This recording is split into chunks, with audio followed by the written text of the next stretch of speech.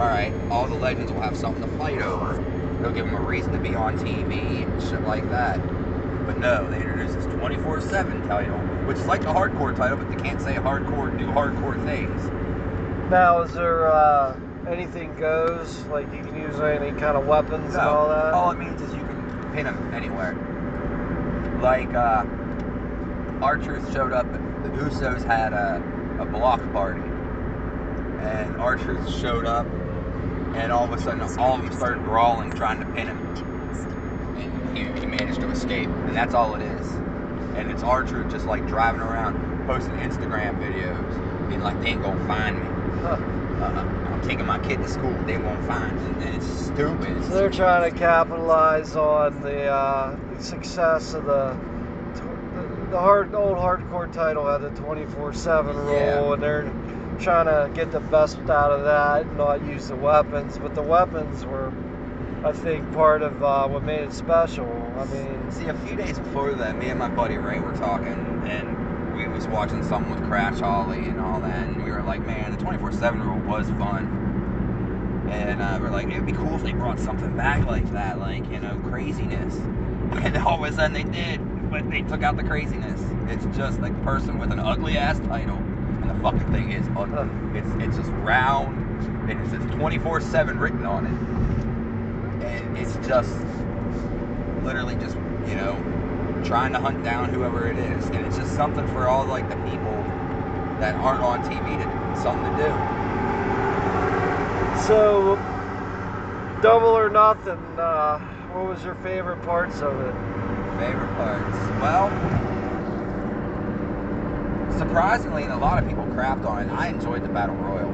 I just enjoyed the Battle Royal because it was just a bunch of like random. It was a different. I just liked the setup. I liked how they had like the different 5 guys coming out. They didn't seem to have any real time limit. Like I thought they was gonna do it every so many minutes, but it just seemed like they were randomly being thrown in. Everybody got their stuff in. Yeah, I liked every spot. Like the different spots were just like great. The dude without legs was it's just I loved him. Michael Nakazawa got oil.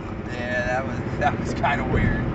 that gay guy, what's his name? Sonny Kiss. He does a butt bump thing, or what's Jim Cornette. He went on a little tirade about that, and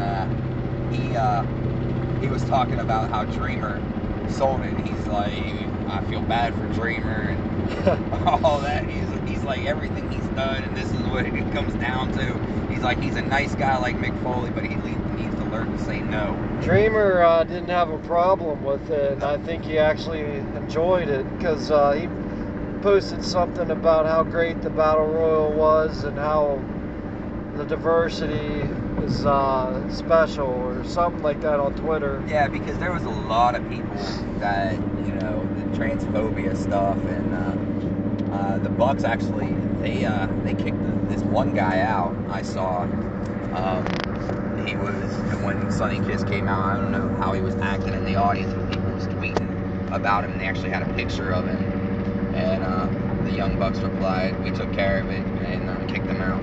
Yeah, he's fine, and you know, wrestling needs stuff like that right now. That's why I think Tommy Dreamer's the one to do it.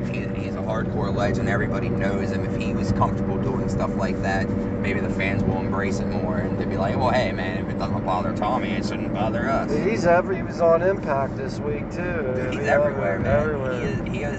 He's a freelance performer. He has his own show. Speaking of which, House of Hardcore has an event today. Farewell to the Fairgrounds. It's supposed to be a big one. They got SCU and Johnny Impact and a bunch of guys in there.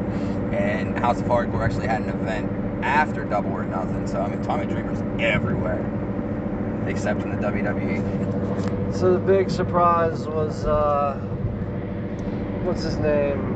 Adam Page? Adam Page. I knew it was going to happen. The moment they canceled his match with Pac, like, I was like, yeah, they're gonna throw him in there, because they obviously had a plan for him to go on for the title. That's fine too, you know. He goes on for the title. He'll face Jericho.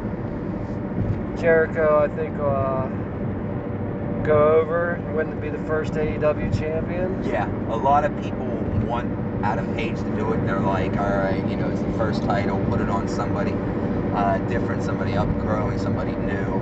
But Jericho needs to establish the title. It's it being brand new. That, and I figure, you know, Page could chase him for a minute, or you could have Kenny Omega and Moxley, and the winner of that become the new #1 contender for Jericho. See, with Kenny Omega, like, a lot of people thought it would be him, but he's actually, he doesn't want it. He wants to put all these other people, like, ahead of him. He's like, you know, I have my time. You know, I'll get there. He's like, that's why he's main focused on, like, just getting others. So I can see Jericho winning it, Page chasing him, and eventually Jericho dropping it to Page, and then Page and MJF having a program, and then eventually Kenny Omega get into the mix. The Bucks, I heard him say something interesting, that he's got a loss now, so he can't automatically go and challenge. He's got to make it up with a win. Yep, he has to. Anybody that's lost, they have that in the column, and now they have to, you know, rebuild. Somebody that, you know, let's say after 3 events has a 3-0 record compared to somebody that's 2-1 is going to get the automatic, you know, top spot compared to the guy that's 2-1. Doesn't matter how big of a performer they are.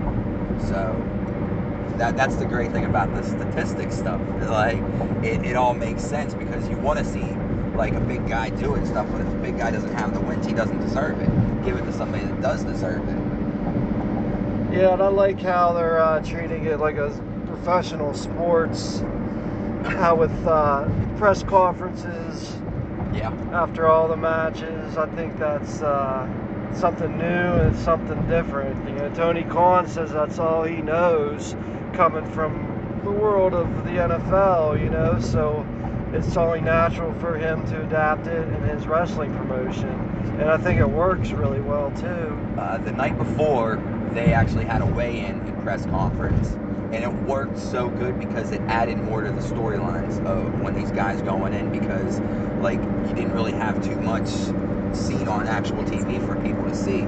So this way, they get to go into the weigh-in, and then they get to interact. So it's like that one last big jolt right before the match. And I thought, you know, the press conference and the weigh-in, it was very entertaining, and I hope they do that for all their big pay-per-views, which they're only supposed to have a few throughout the year, which I think is phenomenal. That is the best idea I ever heard. Because pay-per-views? Yeah, like, literally, if they only have 4 a year, that's so much better, because it puts so much more emphasis on how big they are and more storylines going into it, compared to the WWE, which is oversaturated. They seem to have a big pay-per-view every 2 weeks.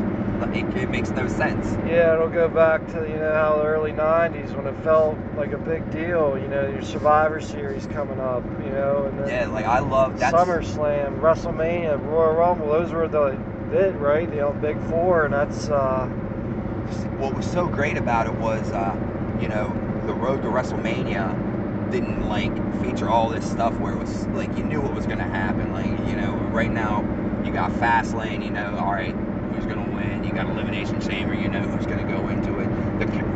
The card's already set. Have that card set and spend that time building the story. WWE doesn't know how to write long-term stories no more. Oh, the road to WrestleMania this year was 2 weeks, it seemed like. It was. It literally was, because they went into the Elimination Chamber, and, you know, Kofi got hot right there, and then all of a sudden, like, he was being thrown into gauntlet matches every week, and then it came down to Fastlane, and then boom, that's when all of a sudden the start right after Fastlane was the build to WrestleMania. Like, you had all the matches you already knew going into it, and they had all this time they could have used spending to build those matches, but there was, like, no real hype for WrestleMania except for the 2 weeks prior, and that's when they're like, oh, WrestleMania. It was absolutely, like, the WWE's running shows so piss poor. It's not just the creative and the writing, it's just their marketing. It's how they're approaching everything. It's just so mismanaged right now. Like, with the network and having so many different specials, fans don't even have to tune in and to watch it. Like, they're like, all right, I missed an event, you know, no big deal. I'll just watch it on the network later on. They don't have that must-see feeling anymore that they used to have. Like, back in the day, you know, it was like you had to tune in, you had to see the pay-per-views, you had to see everything. Because if you missed something, then, I mean, yes, you could tape it and go back and watch it, but you wanted to see it live, you wanted to see it, you didn't want to hear about it, you didn't want to read about it, you wanted to see it. I remember fighting my nails. Which channel am I going to watch? Raw or Nitro? You know, I don't want to miss a minute of either one. Man, those were the good times. I miss those days. I just sitting there and like literally, so you'd have Nitro starting at 8 o'clock and you got that first hour, you knew what was going to happen on Nitro. So at 9 o'clock, boom, you turned right to Raw, find out what was going to happen at Raw. During a boring moment, you flip back just to see what's going on Nitro. But then when it was getting down to like the big moments, you're just flipping. You're literally back and forth. Like you can't even really fully pay attention until something caught your eye and you stop. The good thing about Nitro was they always had the replays later on that evening. And so if you were actually missing something on Nitro, you could go back and watch it. Yeah. But from 9 to 10 o'clock, you know, it was like just there. And then when Raw went to 2 hours, that 10 to 11 spot, that was the big stuff, because that's when it was Raw is War and the War Zone. That's when they got hardcore. Man, those were good times. So the match between Cody and Dustin, I can't think of a recent match that revitalized somebody's career in a way that that match brought Dustin Rhodes back to life. Just the emotion, and especially at the end of that match when, you know, both of them were crying and Cody says, "You're not done yet. We got one more thing to do. I need a tag team partner and I need my brother." That match had everything a wrestling fan could absolutely love. I mean, they worked the match so beautifully with such storytelling. It was a slow build match up to that climactic finish, and like, I mean, the crowd was like, it didn't matter what they did, they was eating it up. Even the spot like Brandy spearing Dustin, like a lot of people are like, oh wait, this is just this is a little girl. Like, how's he able to? But they worked it out so beautiful that he was distracted, turned around, didn't know what was going to hit him, and then boom, it was her, which was the perfect opportunity for Earl Hebner, you know, kick, you know, Brandy out just so he could get the blade in. And even just leading up to it with Cody going out into the crowd, getting a water bottle, taking a drink, handing it off to Brandy, and then literally Brandy using that to throw water in Dustin's face. Like, that was an old school played out match, something you don't really see nowadays. And the fans really bought into it. I mean, it was the best match I've seen this year. I'm not going to say the best match I've ever seen, but it was the best match I've seen this year. It was the best ever Cody match I've ever seen. Might be the best Dustin match I've ever seen. I would say, at least in the last 20 years. Yeah, he had a lot of good matches as Goldust, but off the top of my head, I can't remember each little thing. Val Venus, he had that feud with, I think, is the, you know, when Marlena was cheating on yeah, I remember that. Val, and he came up with that kick to the balls in the corner. Yep. I think that's when he was, last time he was really hot and was having a real good match. I mean, he came back here and there after that, but never this level of performance that he gave on last Saturday. I mean, it was even the start of the match with Cody. I wanted to mention Cody bringing out the throne and Triple H's sledgehammer. Yeah, that was his direct shot. He said you know, we're not direct competition, but we keep saying that, but I'm here to play ball. That's a direct quote from him, and that's a shot fired. I look at it as so symbolic on so many different levels. One, it's symbolic of, all right, we're here, we are going to compete, we are going to, you know, destroy you. I also look at it symbolic as a changing of the times. It's it's always been this way, and Triple H was always the king. Well, there's a new king in town, and we're gonna do things differently. You can interpret it so many different levels. And I even know Triple H, I mean, he had to have seen that and was like, touche, Cody. Well, I tried to research that. I came across this article, and it said Triple H responds to the smashing of the throne, and he said something like, we're not focusing on what other people are doing, we're focusing on what we're doing, and I want to make this next NXT show the best possible. Yeah. But then later on, I read that the real question wasn't, what do you think of Cody smashing the throne? That was his answer to, well, wasn't it weird to have Billy Gunn at the Hall of Fame when he's part of All Elite Wrestling? What do you think of All Elite Wrestling? So that question actually was answered. Taken out of context. Yeah, before the pay-per-view even happened. So I don't really know what Triple, but like you said, he definitely, if he didn't watch it, somebody told him about it. Yeah, he's seen a clip at some point. Vince has got somebody hired. He's got people hired. They have people hired just to watch that pay-per-view probably, and tell them. Despite what they say, they researched all the other promotions. Well, they had Sami Zayn mention it on Raw. I think he said you can even you can ask me anything. We can even talk about AEW. Yeah. At first they said it wasn't scripted, but then it was scripted, and wrestlers are pissed because it had Sammy lie to him and say it wasn't scripted. See, I could tell from the moment he said it by the facial expression he made that it was scripted, because that's like, I could see Vince being like, and mention this, and when you mention it, make this like, oh, face, because that's just something Vince would do. So yeah. Sami Zayn he's a smart worker. He wouldn't like risk the little push that he is getting and say something, because if they want some attention. They right now the WWE is attention deprived. They need something just to get people talking. But everything's so heavily scripted, even when they try to make it look real. Like you said, that's something Vince would do. Yeah. Everything is Vince, because he's controlling everything, he's writing everything, and it's pretty much what would Vince do in this situation, not what Sami Zayn. And yeah. I had this conversation with my friend last night, and I said, it's so much better when it's not scripted. Like Jericho, he's a 30-year pro. You don't need to script everything Jericho said. He's a pro. Yep. Let a pro do what a pro is supposed to do. He said, well, in essence, they're all actors, and actors follow scripts. And I said, touche. What about the ones that... some of the best movie moments are off script, like Indiana Jones shooting a guy with a sword because he had to go take a shit. And then the same actor, he's Princess Leia says I love you, and he says I know. None of that's scripted.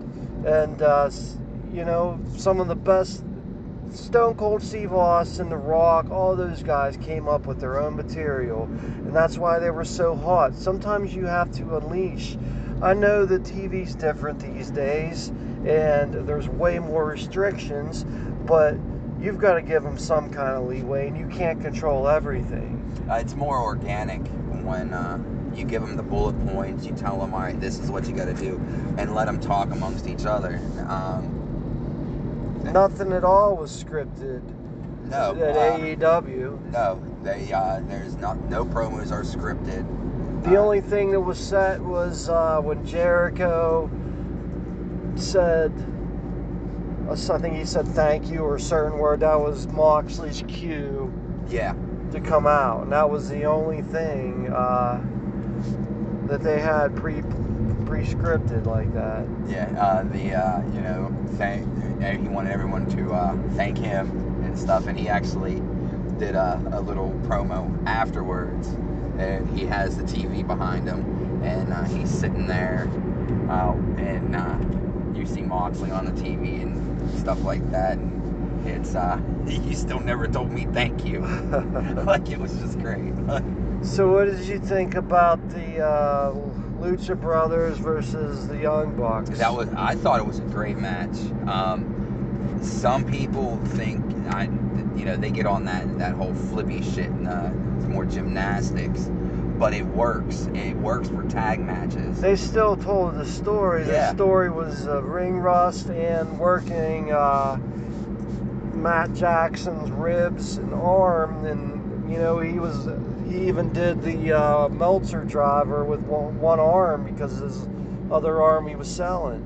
If you notice, a thing about a Young Bucks match is they're very happy people. Like, they love performing in front of the fans. They're very happy. Yeah. Their best matches, they're not in the ring happy, and that's what showed on this. And I don't know if they just changed it up because they want to show a different side of them. But when they have the intensity, they put on the best types of matches, and that's what they had on their face. Well, they had the chip on their shoulder. They hadn't wrestled a match. I mean, they did their stints showing up here and there, but they hadn't wrestled a match in months.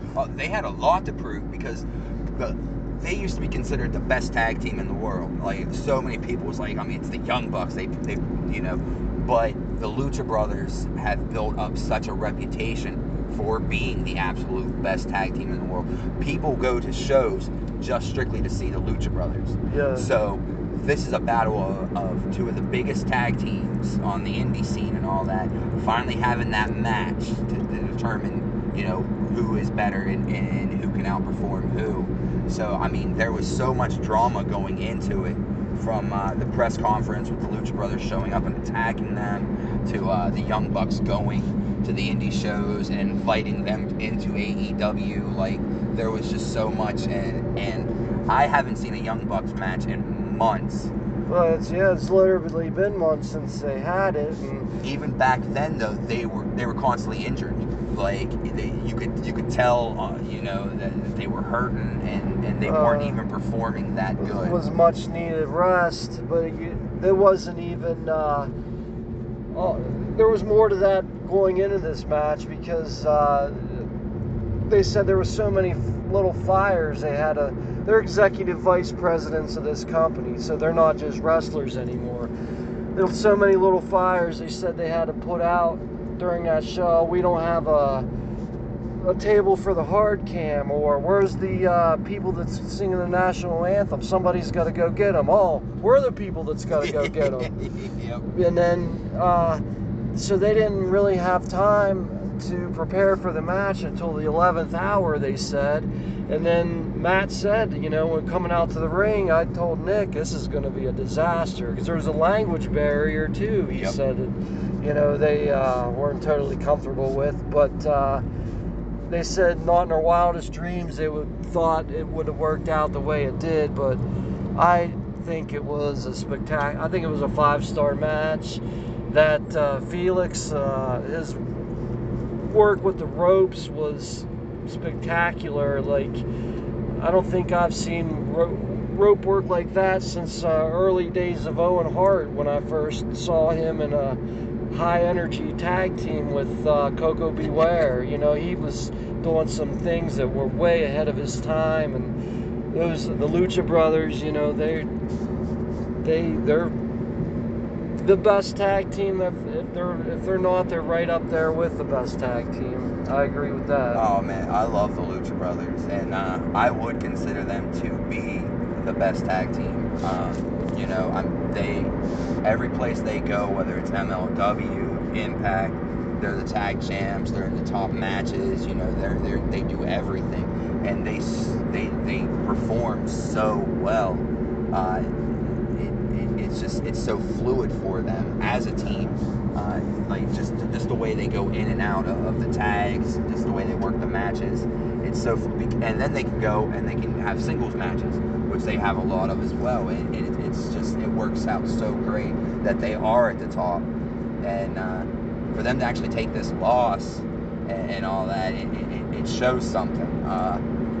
It's going to be interesting going forward how the Lucha Brothers respond Because I guarantee this isn't the last time we're going to see the Young Bucks versus the Lucha Brothers. No, but now they have a loss, so they're going to have to face another tag team and before they get to face the champs again. But, you know, that's when they'll get their win, and maybe they'll get another win over that time or whatever. And, you know, the Young Bucks will go on to face, you know, they're made a big deal out of the Super Smash Brothers, so obviously they want them to be one of their top tag teams, maybe. Yeah, the tag division in AEW with just what they have is really good. I mean, you have SCU, which they are phenomenal athletes. You have the Best Friends, which I'm not really a fan of, but they're a good tag team. You have the Super Smash Brothers, you have the Lucha Brothers, you have the Young Bucks, you even have Cody and Dustin that's going to team up and actually face the Young Bucks at their July event, Fight for the Fallen. So you even have them as a team right now. I think a couple teams eventually will be joining up with AEW, and they're going to have the best working tag division in all of wrestling. A couple teams joining up. What if Matt Hardy could have worked everything out with TNA and they never went to the WWE? Right now, what if the Hardy Boys were in AEW doing the broken gimmick? The broken gimmick never went away, never lost its heat. See, I would love for the Hardys to face the Bucks again. There's some unfinished business there. I definitely agree with that. One of the best surprises was in Ring of Honor when the lights went out and it was the Broken Hardys challenging the Bucks. I think that was 3 years ago now, but man, they were really hot at the time with the broken gimmick, and just like everything else, they went to WWE and lost all their heat, got cold, and might even be retired. You know? See, I don't see the Hardys retiring right now. They're banged up, and I think when their contract expires, maybe there's a chance that they'll leave. I hope. I mean, the Hardys seem to be the ones that want to go everywhere and have those matches just to say that, hey, we've done that. But I've heard that their final run, they wanted to go back home and do it one more time. So I hope you're right, but I don't know. This could be the final run because they're back at their WWE home, they say. But I don't know how welcoming that home is right now. See, the one thing that I've been wondering about is because Vince pulled Kurt Angle and Undertaker from StarCast. Those are two guys that are still pretty much under contract to the WWE. They're not retired like a Ric Flair or a Bret Hart and stuff. So Vince has that say, like, no, you're not doing that, and they can't do that. Once the Hardys retire and they're done, perhaps they can show up in the future at an AEW event just to have one last match. And they even announced it, like, we have one last match in them, and it's got to be against you guys. And perhaps they could do something like that. I do see them perhaps at some point in time being at least having one match in the AEW. They can't end their career without having that last match against the Bucks. Like, it makes no sense. I know AJ Styles said he just signed his last contract. Yep. So there's no chance of him ever. I just think of these what-if scenarios. If this AEW would have came just a few years sooner, but in all honesty, I don't think it could have. It was the exact right time and the exact right place. It just is very unfortunate that these guys who made their careers, well, not the Hardys, but recent careers on the indies now are stuck under contract and seemingly creatively frustrated. See, if the WWE had maintained that healthy locker room environment and Vince just released the reins on how he handles and manages his shows and performers, there could have been a chance of Cody and the Bucks and them actually signing with the WWE, because it would have been a great place for them. They've been like, oh yeah, you know, we get some control, we get to do what we want and all that. But because of all these years of how Vince has managed the company, and he's got a crushing grip on it, and I hear morale is the worst it's ever been, with people wanting out. So, you know, Sasha Banks seemingly quit. People Sasha had a meeting with Vince back. They said it was like May 23rd or something like that. She sat down with him. I'm not sure what came out of it. But, well, I saw her, she just did a photo shoot under her real name, Mercedes, and then said something about following your dreams or something, and people are taking it as a cryptic tweet that she quit. Yeah, that's what I'm hoping will happen. I mean, yeah, but her quitting doesn't mean that she can go wrestle for AEW or anywhere else.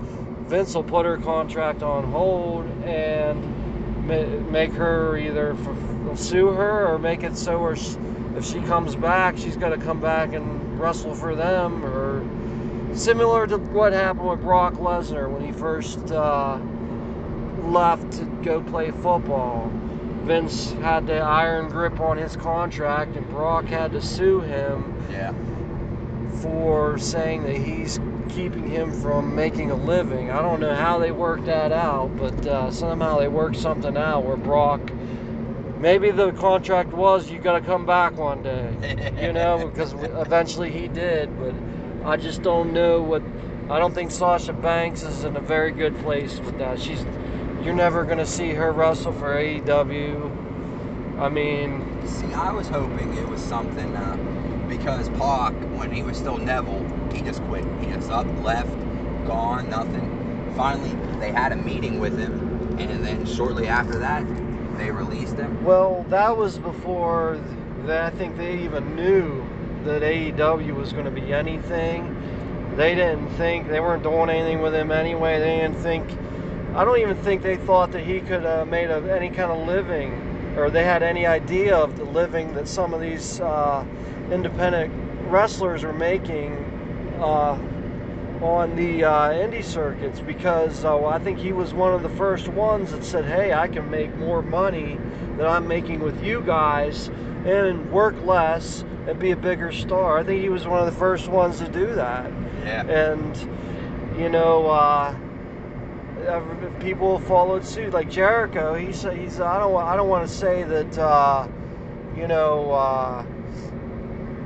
I was unhappy or whatever. I had dates with Fozzy. I just kind of lucked into what happened with me, but at the same time, a lot of people thought that me and Kevin Owens should have been the main event at WrestleMania. We had the hottest story going in, you know, and I get it. You don't want to put the belt on one of us. You know, you have Goldberg and Brock. That's fine. You thought maybe they needed the title for their program, Which they did. But hey, man, don't put us on second. He's like, I couldn't believe when I saw that we were on second and we had the hottest program, you know.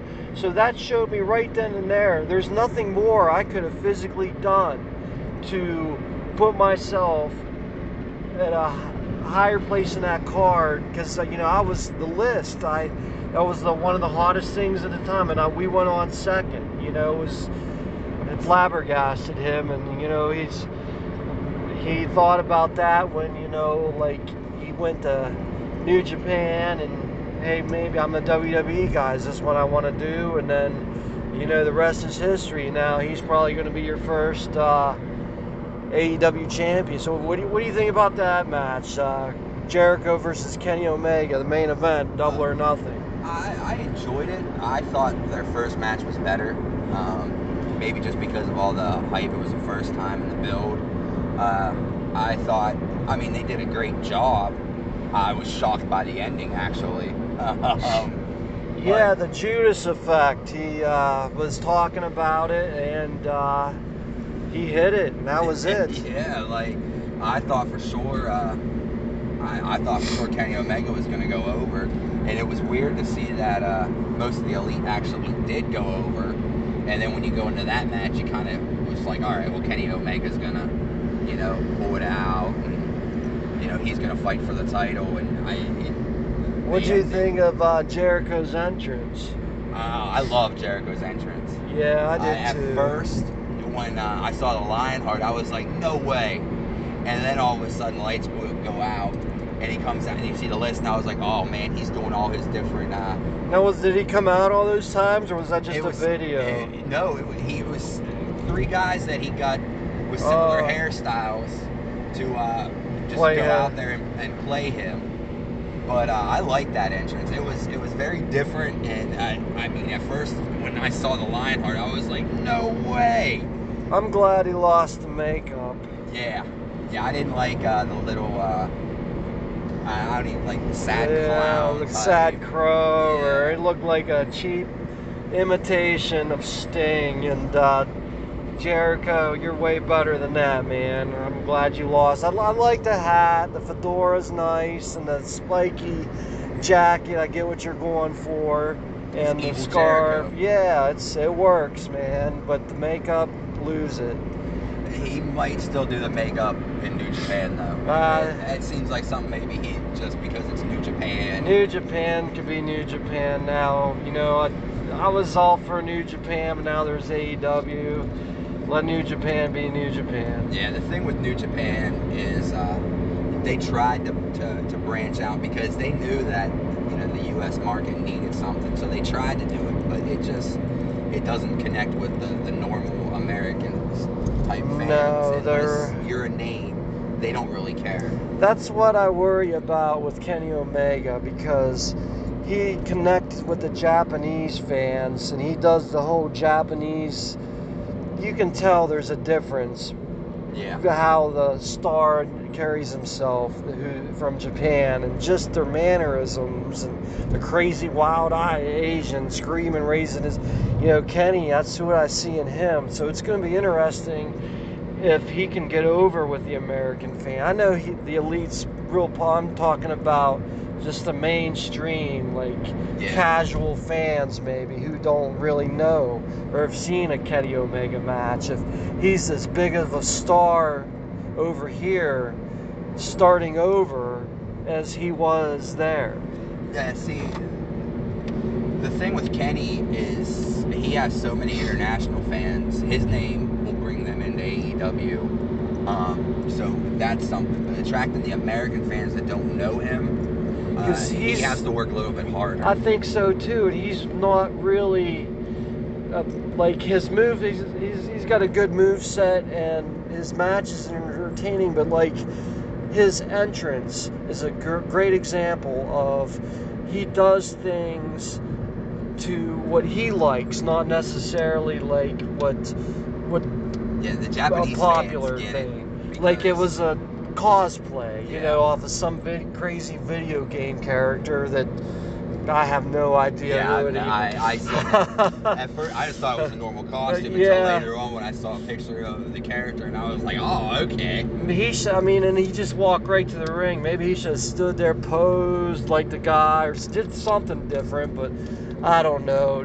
You know, the Japanese fans probably went nuts over it, but to the American fans, they're like, well, what is this, you know? Kenny Omega is going to be an interesting story going on, because is he going to turn out to be a bust in America, or is he going to actually catch on and people, you know, love him? Because apart from people like the Ring of Honor fans and you know, the New Japan fans, most people don't know him. A lot that would tune into that match that had never seen him wrestle before, they were tuning in because of Jericho. So that was really a first impression, which it was a good for it. Just didn't live up to what essentially the Young Bucks had and what Cody had. So it was kind of a miss. It was still a great match. It was still a great ending. It was very shocking. And in all honesty, when you think about it, Jericho should have went over. Jericho's the veteran. Jericho's the more well-known name. And going for the title in the future, you need someone like Jericho who is going to attract the casual fans into being like, hey, you know, and Jericho's going for this title, compared to Kenny Omega versus Adam Page. All right, like some 15-year-old boy that's never really watched anything like that, they're not gonna know, like, hey, who the hell's Kenny Omega? I've never seen him on Raw. I'm also afraid that they're gonna mess his move set up with being like, man, he's just copying Seth Rollins, when Seth Rollins is the one that copies Kenny Omega. Like, every move Seth Rollins does, he did learning after seeing Kenny Omega do it. Well, fans of that match did what it was designed to do. Fans won't remember it. They'll remember Jericho went over, and they'll remember Jon Moxley. Yeah. The debut of Jon Moxley. In 2 seconds, Dean Ambrose became the hottest superstar in professional wrestling. Yes, he did. Well, he had so much buzz around him because so many people thought for sure that it was just a work. He never left